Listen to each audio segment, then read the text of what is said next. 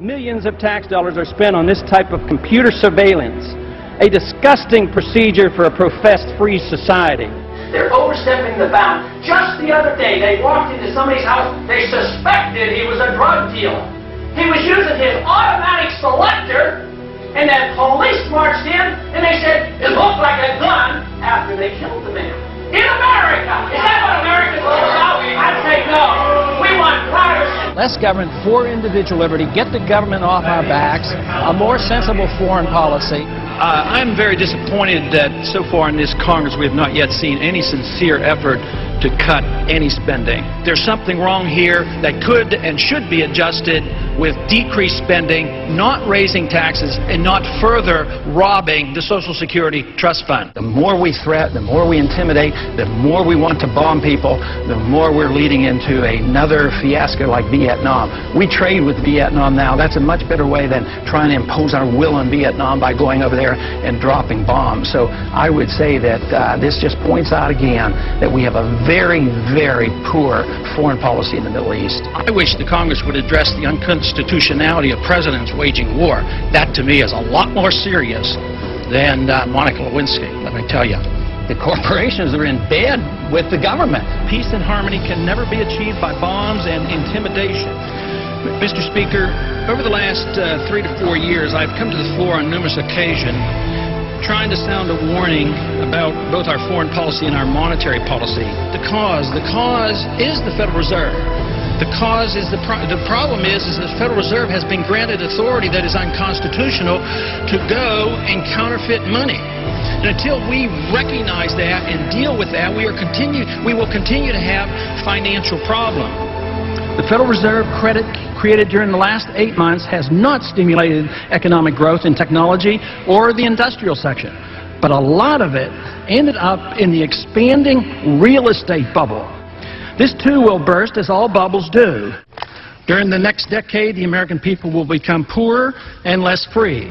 I do not see any reason whatsoever to take young men and young women and send them 6,000 miles off to a land to attack a country that has not committed any aggression against this country. War is not popular. People get killed and body bags end up coming back.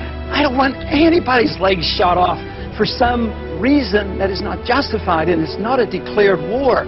I think that should be the litmus test of everybody in this country and everybody over on the Hill, too. If this war is worth fighting, are you willing to go and lose your legs, lose your life, or send your kids or send your grandkids? Will our country become freer, richer, safer, and more peaceful? Or will we continue to suffer from lost civil liberties, a stagnant economy, terrorist threats, and an expanding war in the Middle East and Central Asia?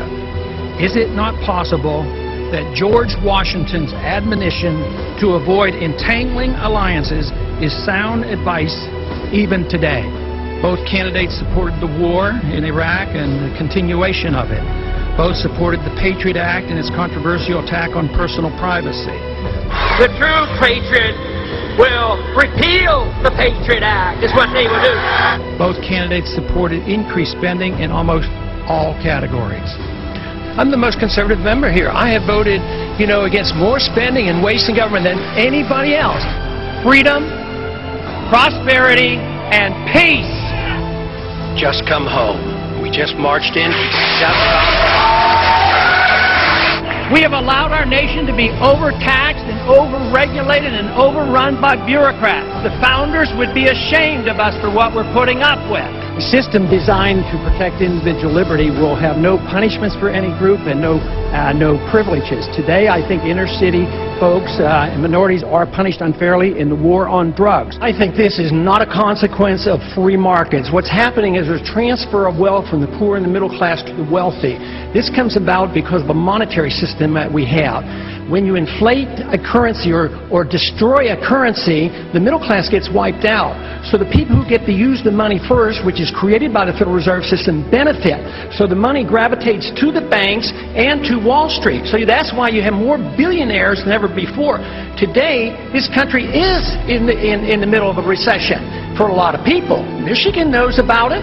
Poor people know about it. The middle class knows about it. Wall Street doesn't know about it. Washington, D.C. doesn't know about it, but it's because of the monetary system and the excessive spending.